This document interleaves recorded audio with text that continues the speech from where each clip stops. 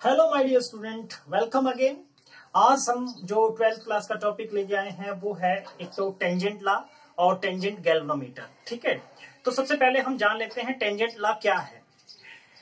Dear student, जिन्होंने अभी तक चैनल सब्सक्राइब नहीं किया पहले चैनल सब्सक्राइब कर लीजिए। ठीक है, प्रीवियस वीडियोस देखने हैं तो लिंक नीचे डिस्क्रिप्शन में गिवन है। चलो हम बात करते हैं टेंजेंट लॉ।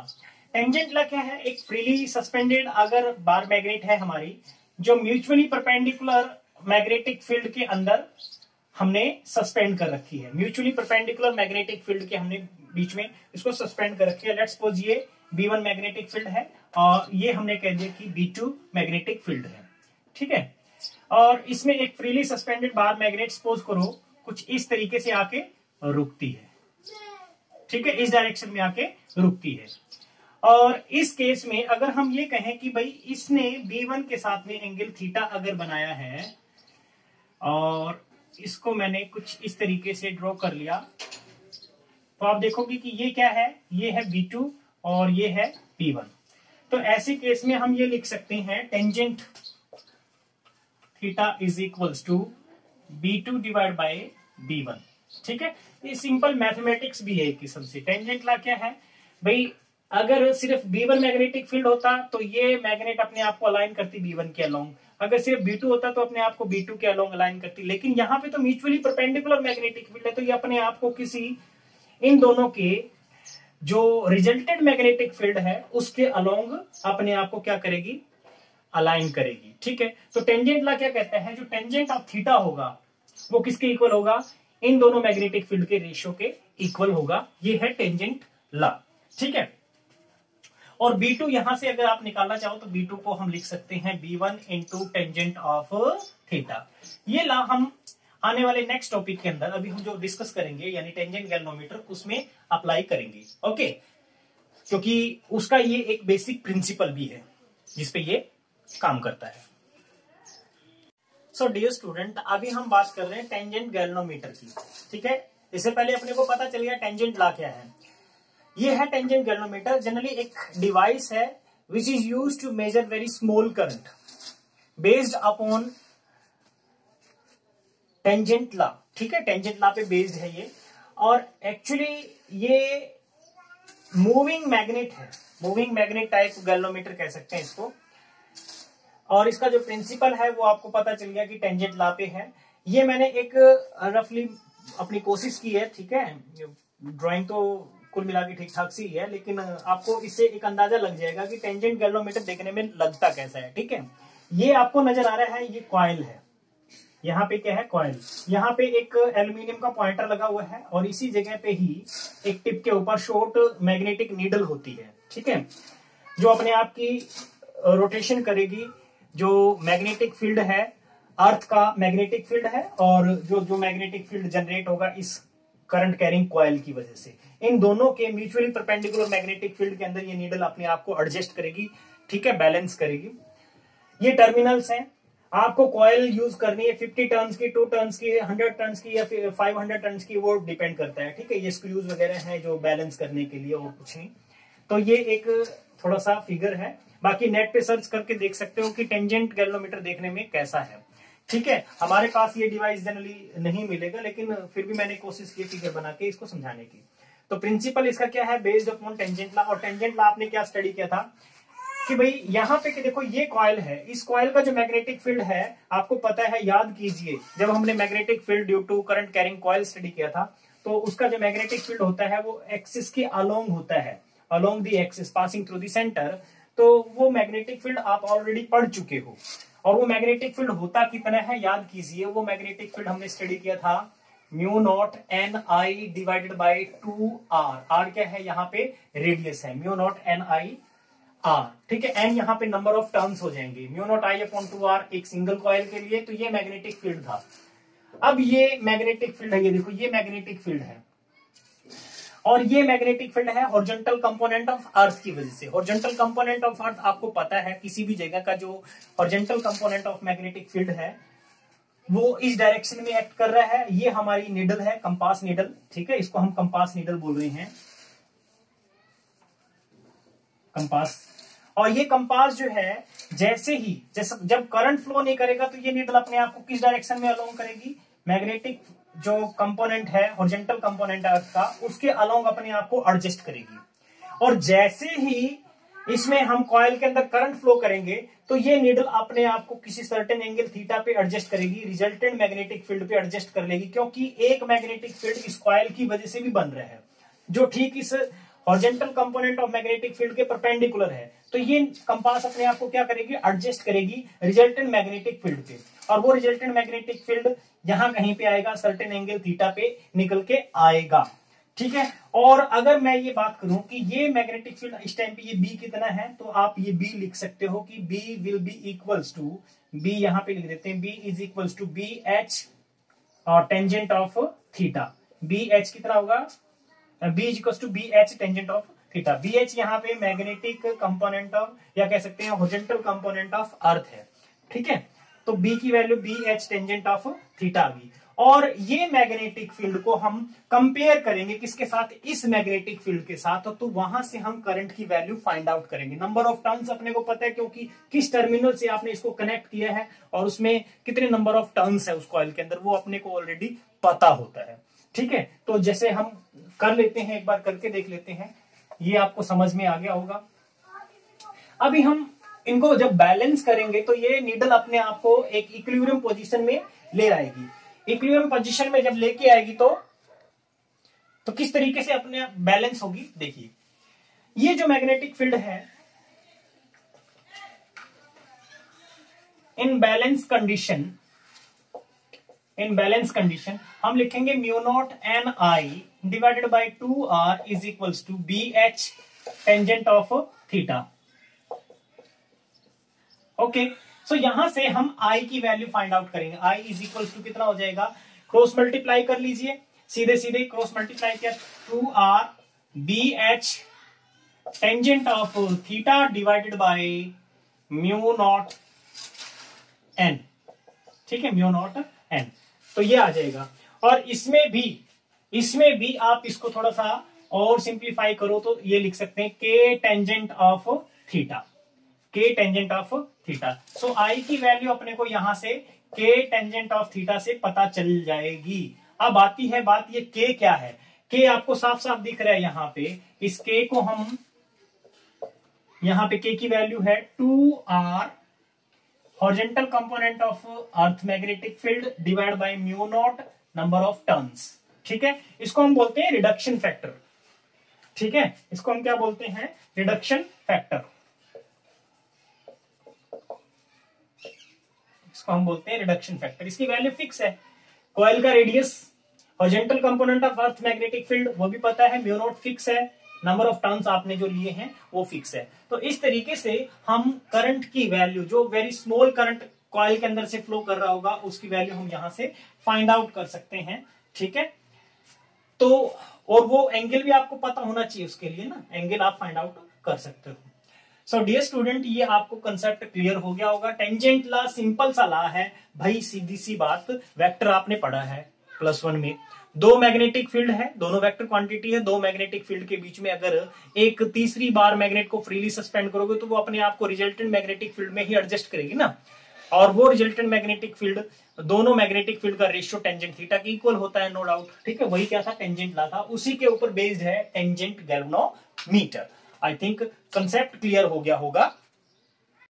सो नेक्स्ट जो टॉपिक है अपना वो है वाइब्रेशनल मैग्नेटोमीटर। ठीक है, तो पहले तो समझ लेते हैं वाइब्रेशनल या वाइब्रेशन मैग्नेटोमीटर होता क्या है। एक ऐसा इंस्ट्रूमेंट है जो जनरली दो मैग्नेट्स का मैग्नेटिक मोमेंट कंपेयर करता है। ठीक है, दो मैग्नेट्स का मैग्नेटिक मोमेंट कंपेयर करता है। इसके साथ साथ ये किसी भी प्लेस का horizontal component of earth magnetic field calculate करने के काम में भी आता है। ठीक है, और अगर बेसिकली इसके प्रिंसिपल की बात की जाए तो इसका प्रिंसिपल हम ऑलरेडी प्रीवियस लेक्चर्स में हम पढ़ चुके हैं। इस लेक्चर से 2-3 लेक्चर पहले हमने स्टडी किया था कि किस तरीके से हम टाइम पीरियड फाइंड आउट करते हैं जब कोई फ्रीली सस्पेंडेड बार मैग्नेट है जो यूनिफॉर्म मैग्नेटिक फील्ड के अंदर, हम उसकी मेन पोजीशन से या उसकी इक्विलिब्रियम पोजीशन से जब उसको हम डिस्प्लेस करते हैं तो वो क्या करता है, ऑसिलेट करना स्टार्ट कर देती है। और उसके ऑसिलेशंस का, उसके जो ऑसिलेशन का टाइम पीरियड है वो हम कैसे निकाल सकते हैं, t is equal to 2 pi under root I divide by M into B. M यहाँ पे क्या है, मैग्नेटिक डायपोल मोमेंट, और बी एच यहाँ पे क्या है, horizontal component of earth magnetic field. So इस तरीके से अपने को वाइब्रेशनल मैग्नेटोमीटर के बारे में थोड़ा सा एक जनरल आइडिया मिल गया। दिखने में कैसा है वो भी एक थोड़ा फिगर मैं आपको लोगों को दिखा दूंगा, ठीक है। स्क्रीन पे आप शायद देख पा रहे हो, ये वाइब्रेशन मैग्नेटोमीटर है, ठीक है। इसके बारे में थोड़ा सा आप वैसे भी नेट पे देख सकते हो, और थोड़ा 3D पिक्चर देख लोगे, वीडियो देख लोगे तो और ज्यादा क्लियर हो जाएगा। मेन मकसद अपना +2 लेवल पे ये यूज कैसे होता है, किस तरीके से हम इसको इंप्लीमेंट करते हैं वो हम समझेंगे, ठीक है। यानी an instrument use to compare the magnetic moments of two magnet और use to determine the horizontal component of earth magnetic field. ये हमारा क्या है, वाइब्रेशन मैग्नेटोमीटर। किस प्रिंसिपल पे काम करता है वो प्रिंसिपल आपको पता चल गया। When a freely suspended magnet in uniform magnetic field is displaced from its equilibrium, उसकी इक्विलिब्रियम से हम जब उसको डिस्प्लेस करेंगे then it begins to oscillate, वो ऑसिलेट करना स्टार्ट करती है, और उसका ऑसिलेशन का जो टाइम पीरियड है वो 2 pi under root I divide by M into B होता है, ठीक है। आई यहाँ पे क्या है, मोमेंट ऑफ इनर्शिया, एम यहाँ पे आप लोगों को सबको पता है मैग्नेटिक मोमेंट है, और ठीक है। और यहाँ पे जिसको हम ये बोल रहे हैं बी एच, बी एच यहाँ पे क्या है, बी एच को हम बोल सकते हैं horizontal component of earth magnetic field, okay. So इस तरीके से अब अपने को कंसेप्ट जो है थोड़ा सा क्लियर हो गया कि वाइब्रेशन मैग्नेटोमीटर होता क्या है, यूज कैसे करते हैं, थोड़ा देखते हैं आगे। यस, देखिए अब इसको यूज कैसे करते हैं वो समझेंगे। सबसे पहले तो जो हमारे फॉर्मूले के अंदर बार बार वो जो मोमेंट ऑफ इनर्शिया आ रहा है, मोमेंट ऑफ इनर्शिया आपने +1 में पढ़ा है भाई। देखो ऐसी बार मैग्नेट आपने देखी होगी, बार मैग्नेट जो होगी वो इस शेप की होगी, उसकी कुछ लेंथ होगी, कुछ ब्रेथ होगी, ठीक है। ये एक स्लैब शेप की होती है। तो इस स्लैब का हम मोमेंट ऑफ इनर्शिया कैसे निकालेंगे, इस स्लैब का कुछ मास होगा, capital M, mass into L square plus B square divide by 12, moment of inertia ये, ठीक है, ये होता है, याद रखना ये। अब हम बात करते हैं इसका यूज कैसे होता है, वाइब्रेशनल मैग्नेटोमीटर का यूज कैसे करते हैं। सबसे पहला यूज है measurement of magnetic moment of bar magnet. Formula आपको पता है टाइम पीरियड का, ठीक है। Time period is equal to 2 pi under root I divide by M into B H. अगर हमें मैग्नेटिक मोमेंट निकालना है तो सिंपल सी बात है, अभी टाइम पीरियड आपको पता होगा ऑसिलेशन का, तभी आप निकाल सकते हो। स्क्वायरिंग किया, T square 4 pi square I divide by M into B H. M को आपने निकाल लिया यहां से 4 pi square I divide by T square B H. सब वैल्यूज आपको पता होगी। आई अगर नहीं पता तो आप कैलकुलेट कर सकते हो, mass of the bar magnet into L square plus B square divide by 12, और टी टाइम पीरियड हो जाएगा उसका ऑसिलेशन का, B H horizontal component of earth हो गया, 4 पाई स्क्वायर आपको ऑलरेडी पता है कांस्टेंट है। नाउ सेकंड यूज हम अगर बात करें, comparison of magnetic moments of two magnets of same mass and same size, mass same हो साइज सेम हो, तो ऐसे केस में हम उनके मैग्नेटिक मोमेंट्स को कैसे कंपेयर करेंगे। सपोज करो हमारे पास में एक मैग्नेट है, उसका टाइम पीरियड हो गया T1, और उसको हमने लिख लिया भाई 2 pi under root I moment of inertia I divide by magnetic moment M1 BH, horizontal component दोनों मैग्नेट के लिए सेम रहेगा T2, ये हो गया 2 pi under root I divided by M2 into BH। मैंने आई सेम क्यों लिया, क्योंकि सेम साइज है और सेम मास है, तो मोमेंट ऑफ इनर्शिया भी सेम होगा ना।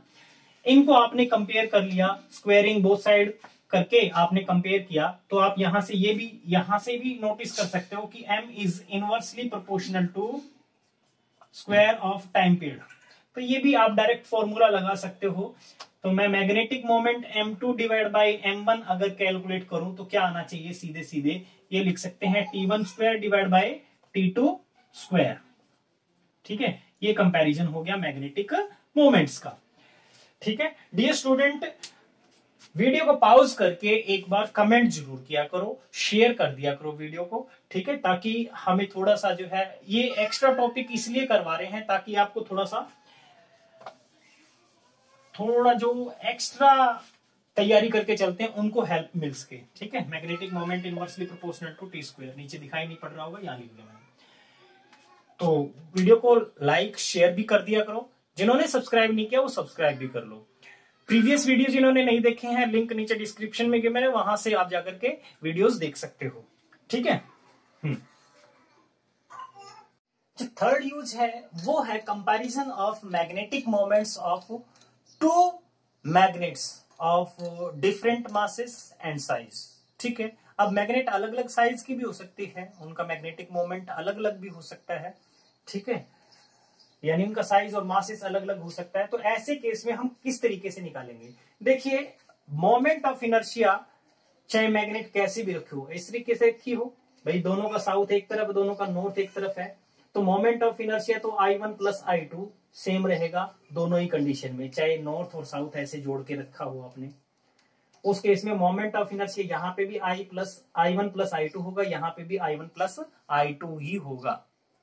लेकिन जो मैग्नेटिक मोमेंट है, इस केस में मैग्नेटिक मोमेंट देखो, M1 भी साउथ से नॉर्थ, ये दोनों सेम डायरेक्शन में तो ऐड हो जाएगा M1 प्लस M2, लेकिन यहाँ पे अपोजिट हो रहा है, साउथ से नॉर्थ, यहाँ साउथ से नॉर्थ अपोजिट बन रहा है। तो ऐसे केस में जो मैग्नेटिक मोमेंट होगा वो M1 माइनस M2 बनता है। ठीक है, तो ये चीज अपने को क्लियर हो गया। तो टाइम पीरियड पहले केस में ये बनेगा 2 pi I1 plus I2 divide by M1 plus M2 into BH, और T2 सेकंड केस में जो मोमेंट ऑफ इनर्शिया जो टाइम पीरियड बनेगा 2 pi under root I1 plus I2 divide by M1 minus M2 into BH। अब आपको क्या निकालना है? कंपैरिजन करना था मैग्नेटिक मोमेंट्स का, तो यहां से कर सकते हैं ना हम, स्क्वायरिंग बोथ साइड करो, बाकी जो कटता है काट दीजिए। ठीक है, ये जैसे आपको समझ आ गया होगा, इसको मैं हटा देता हूं।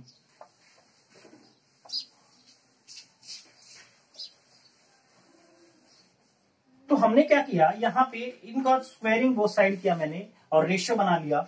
रेशियो बना करके लिख लो आप इनको चाहो तो, जैसे मैंने लिख दिया T square T1 square divide by T2 square.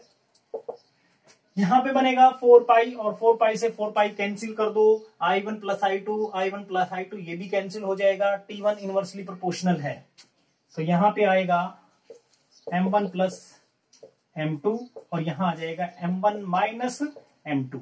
Okay, बाकी BH है वो भी कैंसिल हो जाएगा, आप करके देखोगे, कैंसिल जो हो रहा है वो कैंसिल कर दीजिए। इसके बाद आपको M1 और M2 की वैल्यू फाइंड आउट करनी है, वो कैसे करें उसमें थोड़ी दिक्कत आ रही है अपने को।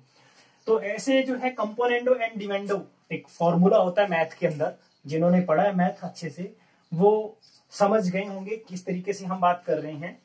ठीक है, वो अप्लाई हम कर देते हैं यहाँ पे। जैसे ही हम उसको अप्लाई करेंगे, अप्लाई करने के बाद जो हमारा फॉर्मूला आएगा वो क्या आएगा निकल के, उसको कैसे निकालेंगे। देखो मैंने क्या किया, इसको चाहो तो आप ऐसे लिख सकते हो भाई, इस टर्म में से मैंने T1 square minus T2 square, same नीचे वाला माइनस किया। ठीक है, या फिर आप कंपोनेंट एंड डिवेंडो आप डायरेक्ट अप्लाई कर दो। देखो मैथ है भाई, मैं यहाँ पे ज्यादा मैथ को नहीं सोल्व करके बताना चाह रहा, मेन मकसद जो है कंपोनेंडो एंड डिवेंडो लगाने के बाद जो वैल्यू निकल के आएगी वो कितनी आएगी वो मैं आपको बता देता हूँ। M2 डिवाइड बाई M1, तो सीधे सीधे M2 डिवाइड बाई M1 जो निकल के आएगा T2 square minus T1 square divide by हमारा आ जाएगा T2 square minus plus T1 square. ठीक है, ये कंपोनेंट एंड डिवेंडो जिनको थोड़ा बहुत आता है या नहीं आता थोड़ा सीख लेना। ठीक है, कई जगह पे मैथमेटिकल ट्रिक्स को सोल्व करने के काम में लेते रहे हैं। ठीक है, तो ये इस तरीके से हमारा एक यूज और हमें समझ में आ गया। ठीक है, जो नेक्स्ट यूज है वो है comparison of horizontal components of earth's magnetic field. दो अलग अलग प्लेसेस का horizontal component of earth's magnetic field कैसे कंपेयर करेंगे।